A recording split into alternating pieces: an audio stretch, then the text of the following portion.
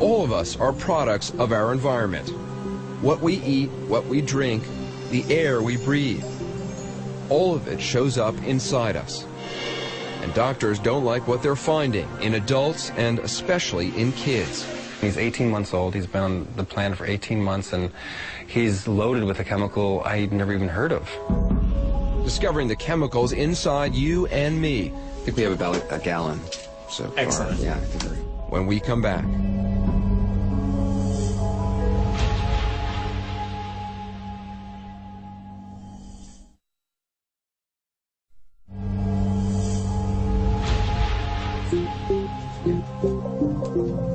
I don't like going to the doctor, so this is no fun. Not a big fan of needles. I'm here for what's called a body burden test. It's not the most pleasant of procedures. It'll take 120 cc's of blood, almost a pint, for scientists to look at traces of 250 industrial chemicals in my body. Let me just ask you, Sure. have you ever had anyone pass out from giving so much blood? I haven't had anyone pass out. I've had people get nauseated a little bit. Okay, well, let's get you some orange juice just so you can fuel up after that. Public health experts are only beginning to understand what harm, if any, low-level chemical exposure can cause. Dr. Leo Trasande worries most about children. We're currently in an epidemic of chronic disease among American children. Rates of asthma, childhood cancers, birth defects, and developmental disabilities are all on the rise, and increasingly are being attributed to chemicals that we're all exposed to on a day-to-day basis. You really consider it an epidemic? I do consider it an epidemic. Rowan and Michaela Holland are some of the first children to sound the alarm. In the beginning, I wasn't worried at all. I was fascinated. You made this science class for us? Is that what you said?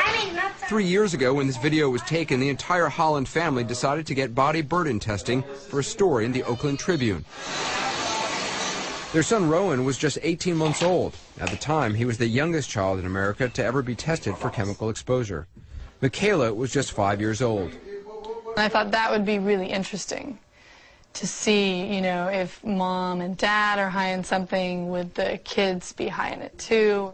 Their chemical exposure levels were high, but then they got the kids' results, and they were shocked.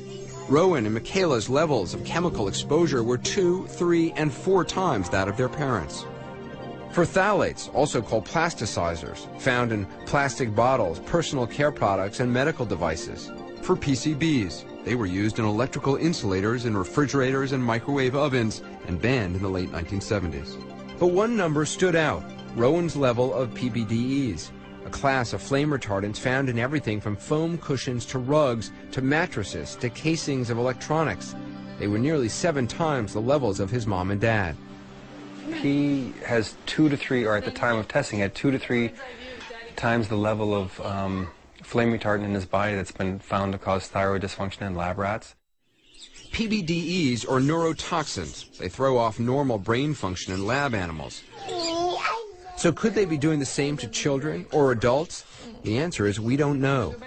The federal government had never even received any studies looking at the effects of this chemical on human health because the federal government does not require chemical manufacturers to submit this type of data before bringing the chemical to market. You heard right. The Environmental Protection Agency, which is responsible for chemical regulation, doesn't require manufacturers to test for the effects of new chemicals on human health before getting approved. What's more, the approval process can take as little as 90 days. Compare that to the years it can take for pharmaceutical companies to get new drugs approved. The EPA declined to do an interview with us, but told us in an email, quote, if during the new chemical review process, EPA determines that it may have concerns regarding risk or exposure, the EPA has the authority to require additional testing. But of the 1,500 new chemicals submitted each year, their records show that only happens 10% of the time. Back at New York's Mount Sinai Medical Center, it's taken 2 months, but I'm finally about to learn the results of my body burden test from Dr. Leo Trasande. So, how are the results? Well, as you recall, a couple months back we drew quite a lot of blood, and I'm nervous here. well, You're not reassuring me. We tested you for 246 synthetic chemicals, and you tested positive for more than 100. Wow.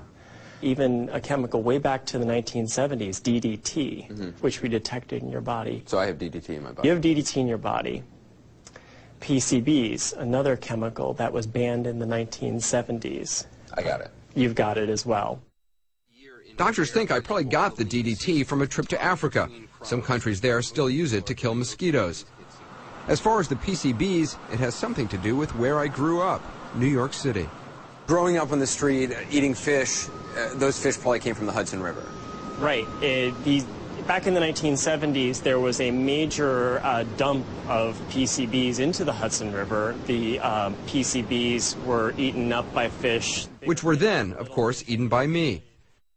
Next, my results for monobutyl phthalates, the stuff found in cosmetics, like the makeup I put on before going in front of the cameras. I tested above the 95th percentile. So what does that mean? The alarming one is the potential for infertility. We asked Jack Gerard, the president of the American Chemistry Council, if phthalates could cause infertility. There's no risk to the human health. Just because we find chemicals in the body doesn't mean that it causes disease. But some scientists disagree, and they point to this. These flies may look like comets, but they're actually sperm. The sperm on the right was exposed to higher levels of phthalates. It has a longer comet-like tail, which indicates more general DNA damage. I suspect that the reason that you've got a very high level of phthalate is you probably put a lot of makeup on a lot of the time. So this is a potential lawsuit against CNN right here. I mean, you can't say for certain what the effects are of these chemicals in somebody's system. What little we know is just the tip of the iceberg. And unfortunately, I think that is enough to begin to act and proactively intercede and prevent chemical exposure. Are the chemicals running through my bloodstream, through your bloodstream, dangerous? The bottom line seems to be no one really knows. The question is that good enough?